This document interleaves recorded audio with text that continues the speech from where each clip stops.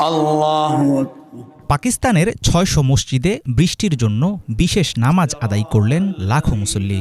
মারাত্মক বায়ুদূষণ ও ধোঁয়াশার কবলে পড়ে হাঁসফাঁস করছে দেশটির সবচেয়ে জনবহুল প্রদেশ পাঞ্জাব।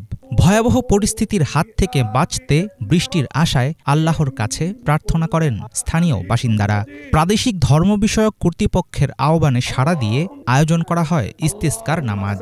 এর আগে পাঞ্জাব কর্তৃপক্ষ দাবি তুলেছিল প্রতিবেশী দেশ ভারতের ধোঁয়া ও দূষণের প্রভাব পড়ছে পাকিস্তানে। সম্প্রতি বায়ু দূষণের মাত্রা বিবেচনায় বিশ্বের শীর্ষ অবস্থানে আছে পাঞ্জাবের প্রধান শহর লাহোর। সরকারের পক্ষ থেকে নানা রকম পদক্ষেপ নেওয়া হলেও কোনোভাবেই নিয়ন্ত্রণে আসছে না বাতাসে দূষণের মাত্রা। প্রদেশটিতে জারি করা হয়েছে স্বাস্থ্য সংক্রান্ত জরুরি অবস্থা।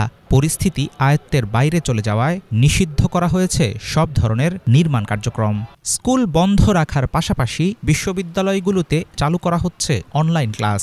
বৃষ্টি হলে দূষণ কমবে এই আশায় পাঞ্জাব ছাড়াও দেশের অনেক এলাকায় নামাজ আদায় করেছেন পাক জনগণ। বারানে রহমত কাফি আরসা সে নেহি হুই, দীর্ঘদিনের খরার কারণে আমরা প্রচণ্ড কুয়াশার মতো গাঢ় ধোঁয়া মোকাবেলা করছি। প্রয়োজনের সময় বৃষ্টির জন্য প্রার্থনা করেছিলেন নবী করিম সাল্লাল্লাহু আলাইহি ওয়াসাল্লাম। পাকিস্তানের কেন্দ্রীয় সরকার ও পাঞ্জাব রাজ্য প্রশাসনের নির্দেশ অনুসারে নবীজির অনুসরণে আমরা আজ, আগামীকাল ও ভবিষ্যৎ সময়ে সারা দেশে ইস্তিসকার নামাজের আয়োজন করেছি। চলমান ধোঁয়াশা সংকট থেকে আমরা আল্লাহর কাছে সাহায্য চাই। গত ১৪ই নভেম্বর বৃহস্পতিবার এক বিবৃতিতে বায়ু দূষণ রোধে দেশবাসীর প্রতি সালাতুল ইস্তিসকা বা বৃষ্টির নামাজ পড়ার আহ্বান জানান পাকিস্তানের প্রধানমন্ত্রী শাহবাজ শরীফ। শীতকালীন শুষ্ক আবহাওয়ার কারণে চলমান সংকট মোকাবেলায় আল্লাহর কাছে বিশেষভাবে দোয়া চাওয়ার অনুরোধ করা হয় প্রধানমন্ত্রীর তরফ থেকে।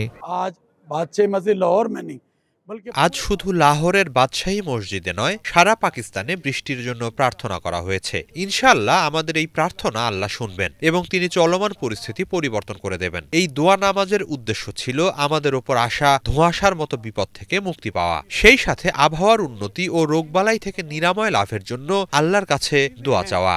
আজ ইনসানি জিন্দেগি কে লিয়ে মুদর সাবিত হো রহি হ্যায়। প্রতি বছর শীতের মৌসুমে শুষ্ক আবহাওয়ার কারণে বিষাক্ত হয়ে ওঠে পাকিস্তানের বায়ু। চলতি বছর দূষণের প্রধান কারণ হিসাবে সেপ্টেম্বর ও অক্টোবরে বৃষ্টির অভাবকে দায়ী করছেন আবহাওয়া বিশেষজ্ঞরা। আইকিউইআরের তথ্য বলছে, গত সপ্তাহের বেশিরভাগ সময় বিশ্বের সবচেয়ে দূষিত শহরের তকমা ধরে রেখেছে পাঞ্জাবের শহর লাহোর। পরিস্থিতি উন্নতি না হলে অচিরেই প্রদেশ জুড়ে কার্যকর করা হতে পারে সরকারি লকডাউন। হাফিজুল ইসলাম, বাংলা ভিশন।